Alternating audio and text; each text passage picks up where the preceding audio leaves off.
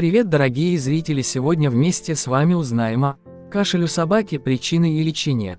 Когда у человека возникает кашель, это означает, что организм пытается очистить горло или же указывает на наличие простуды. Иногда кашель может говорить о наличии более серьезных проблем, таких как пневмония или рак легких. Кашель у собак может указывать на наличие ряда проблем. Тип кашля, иногда в зависимости от породы собаки, может указывать на разные проблемы. Рассмотрим моменты, которые необходимо знать о кашле у собак. Кашель у собаки и его причины. Кашель у собак, как правило, проявляется в виде сухого глубокого кашля.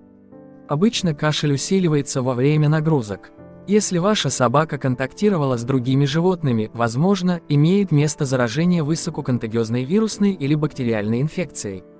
Иногда у домашних питомцев наблюдается надрывный кашель, который может спровоцировать даже рвотные рефлексы. Если собака делает глотательные движения, облизывается, то ветеринар может диагностировать ангину, реже тонзиллит. Кроме того, при таком типе кашля возможен вариант того, что в горле животного что-то застряло. Мокрый кашель, сопровождающийся звуками, напоминающими полоскание горла, может свидетельствовать о наличии жидкости или мокроты в легких животного. Такой кашель в основном проявляется при пневмонии, которая может быть вызвана вирусами, бактериями, грибками или паразитами. В основном, к возникновению пневмонии склонны молодые и старые собаки, а также животные с ослабленным иммунитетом. Также, возникновение пневмонии может спровоцировать попадание в дыхательные пути инородного тела. Крошечные карликовые породы собак при кашле могут издавать достаточно грубый звук, напоминающий звуки, которые издает взрослый гусь. Маленькие породы собак склонны к такому недугу, как разрушение трахеи. Подобный хриплый гусиный звук вы можете часто слышать, когда хозяин пытается тянуть собаку за поводок. Ваш любимец кашляет в основном ночью, когда находится в лежачем положении. Если у вас собака породы кавалер Кинг Чарльз Спаниель или любая другая собака, склонная к сердечным заболеваниям, то такой кашель может говорить именно о прогрессирующей болезни сердца. Что делать и как лечить кашель у собаки? Конечно же, вы можете сказать, что все вышеперечисленные проблемы являются серьезными. В этом вы будете правы. Если собака кашляет довольно часто, если кашель очень сильный, то постарайтесь показать животное ветеринару как можно скорее. Большинство заболеваний легко лечатся, если терапия начата на ранних стадиях. Ветеринар назначит антибиотики, которые помогут вылечить кашель у собаки. При этом собака должна быть изолирована, чтобы не заразить других животных. Скорее всего, вы также страдали от кашля, поэтому хорошо знаете, насколько болезненным может быть сухой кашель.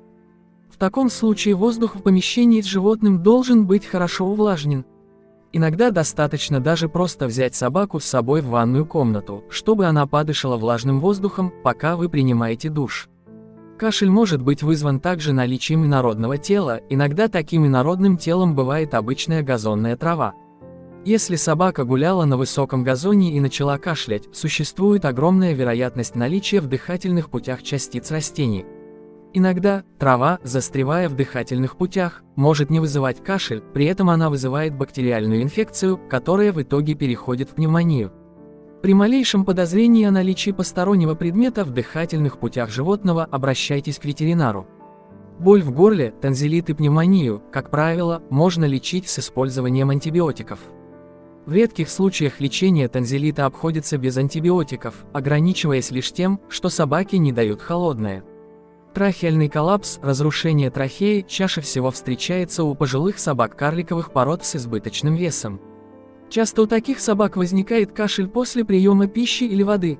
Для предотвращения возможности возникновения этого недуга необходимо соблюдать диету и контролировать вес питомца. Не лишним будет давать животному регулярные физические нагрузки.